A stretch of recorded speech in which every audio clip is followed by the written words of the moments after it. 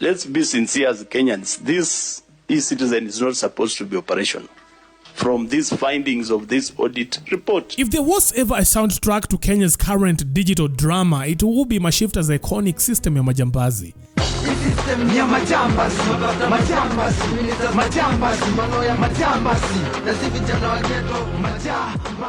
Because right now, the beat playing under President Ruto's flagship eCitizen platform is sounding more like a haste score than a tune of digital progress. That's the truth. eCitizen platform is a scam. Chair, you've been able to read that there is no legal framework. We aspired to build a system that prioritizes integrity over corruption, efficiency over waste. What was once sold to the Kenyan public as a revolutionary tool for easy, transparent access to government services has now found itself under the forensic glare of Auditor General Nancy Gathungu.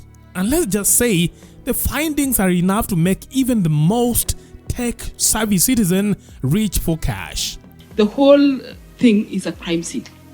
That's all I can say. It's a real crime scene. Now, according to Gathungu's explosive audit for the financial year ending June 30th, 2024, Kenyans were milked to the tune of 1.8 billion Kenyan shillings and over 3.3 million US dollars in the name of convenience fee before January 2023. In other words, a flat 50 shillings fee was slapped across all transactions, in complete violation of Gazette Notice number 9290, which clearly mandates fees be proportional to the payment amount. Have yet to comply with my directive that their services and payments and revenues must be on eCitizen platform so that Treasury can follow on the revenues that are being collected by government. So while Ruto was digitalizing your life, the Treasury was digitalizing your wallet. And not exactly in the way you'd want. You know, these days people are not stealing from banks using guns. They are stealing using these systems. But the robbery didn't retire in January 2024. Even after Gazette Notice number 17422 landed in December 2023, the Treasury was still overcharging Kenyans to the tune of 349 million Kenyan shillings across both the old and new payments gateways. Now, here's where the script flips from mismanagement to outright madness. The audit reveals that Electronic Citizen Solutions Limited, a name never listed in the government's official contract for the eCitizen platform, received 492 million Kenyan shillings and over 414,000 US dollars. Meanwhile, the legally contracted team was a consortium led by Webmasters Kenya Limited, MPESA and Olive Tree Media under ICT Authority supervision. So how did these other players get a slice of the pie? Your guess is as good as the Auditor General's because no documentation or approvals were available for scrutiny. It is a good thing to have a digital process of collecting payments, but everything in the implementation has just gone wrong. I don't know, maybe you can just guide us a bit on what happens to the 50 shillings. But more importantly, Chair, I'm actually, I don't know where to touch, where not to touch. The whole thing is a crime scene. That's all I can say. It's a real crime scene. And if I go to page 10 of 13, the unauthorized diversion of revenue. We are running the first pilot of paying our cash transfer on eCitizen. And remember the sacred MPESA pay bill 22222, the one meant to securely shuttle your payments into the KCB settlement account. Well, on January 25th, 2024, 127.8 million Kenyan shillings took a detour and ended up in private hands with no paperwork, no signatures, no audit trail, nothing. Now it doesn't end there. The audit also discovered a shady Equity Bank account labeled MPESA holding 68.7 million Kenyan shillings and 48.1 million US dollars. And here's the shocker. This account was not approved by the Treasury and its bank statements vanished. page 10 of 13, the unauthorized diversion of revenue. The first question is, how did Equity Bank come into place in the first place? This is money belonging to National Treasury. The Bank of National Treasury is CBK. That is how I used to know, unless something changed halfway through the whole process, because I would have expected all this money to be collected into a CBK account, which is the bank account of the National Treasury. Maybe I also need to be guided by Auditor General. Maybe I am reading my own law, I don't know. But more importantly, how did Equity Bank come in? If you look at that amount of money that is unreconciled, receipts amounting to 68 million, and US dollars 48,142,844. I have just converted that to Kenya shillings. It is 6.25 billion. Oh, please do, unless maybe my calculator also has a problem. But when I convert using the calculator I have, the 48 million is 6.25 billion. Add 68 million, that is 6.3 billion shillings that National Treasury, that we are unable to account for. At the very instance, even before we go into the details, remember these monies are all over this report. Everything unaccounted for, a lot of things unaccounted for. We have 2 billion somewhere, we have 1 billion somewhere, but just one specific unauthorized diversion of revenue of 6.3 billion.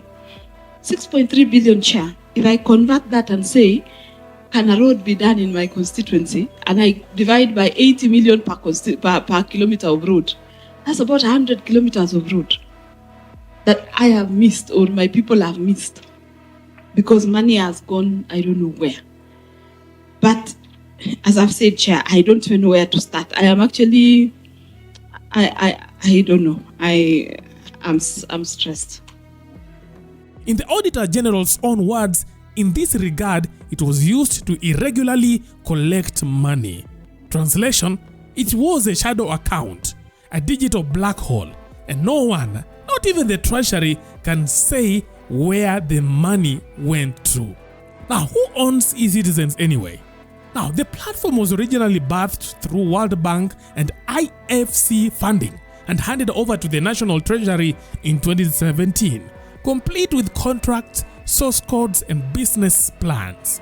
But in a plot twist, the Ministry of ICT struck a second handover deal with Webmasters Kenya Limited in January 2023, 6 years later, suggesting the government never really had full control in the first place.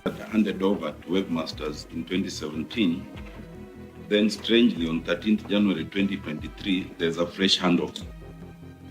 So this Webmasters, then now I see that on page 9, there's now Webmasters Kenya Limited, MPESA Flow Limited, Olive Tree Media Limited.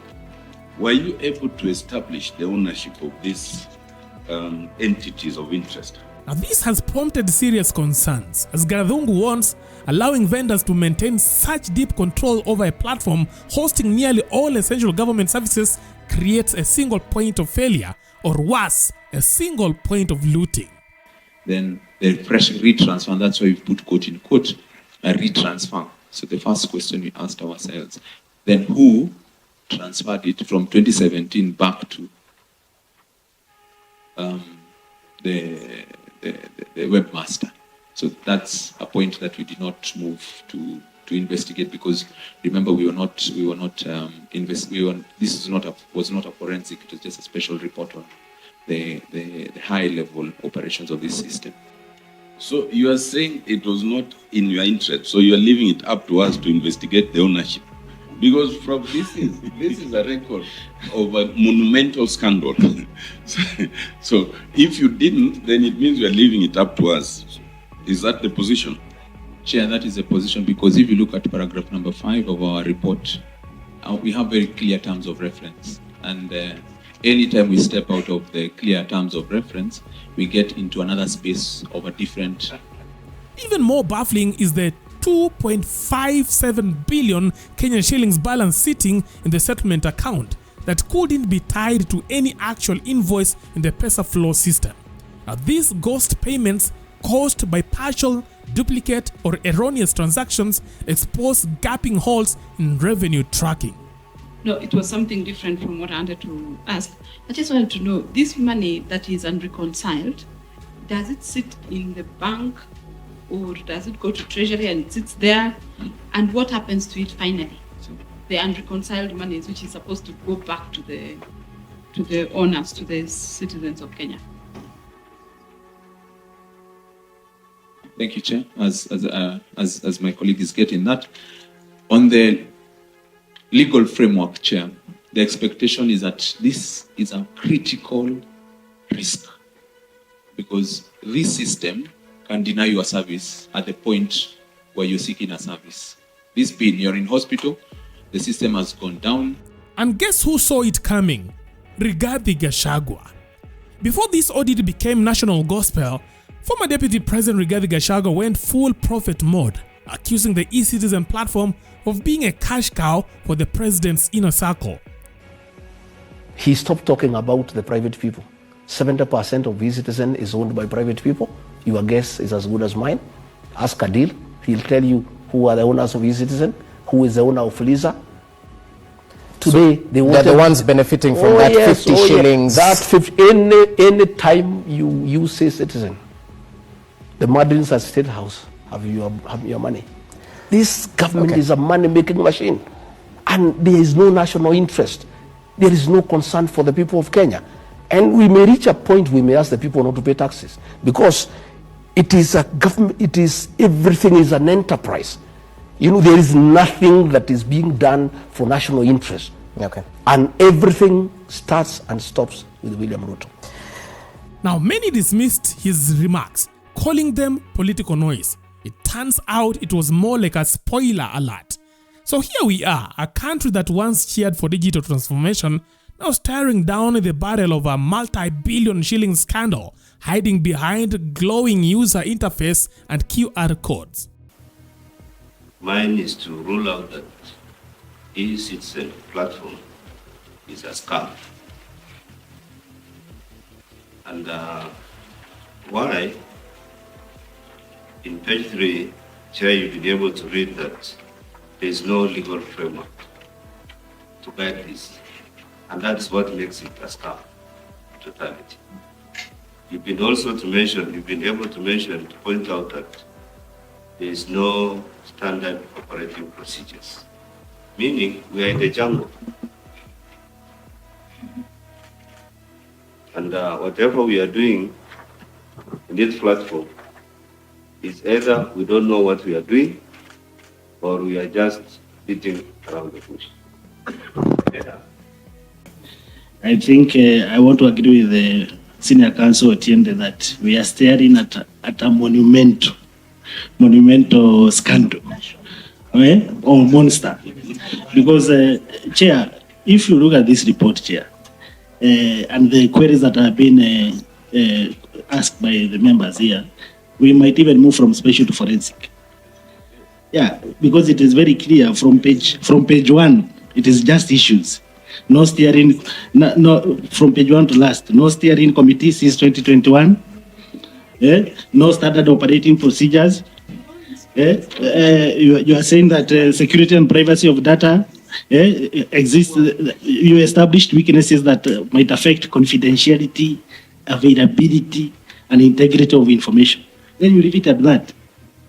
And you are talking about money, funds, and you know what is happening in this country in terms of these days people are not stealing from banks using guns. They are still using these systems.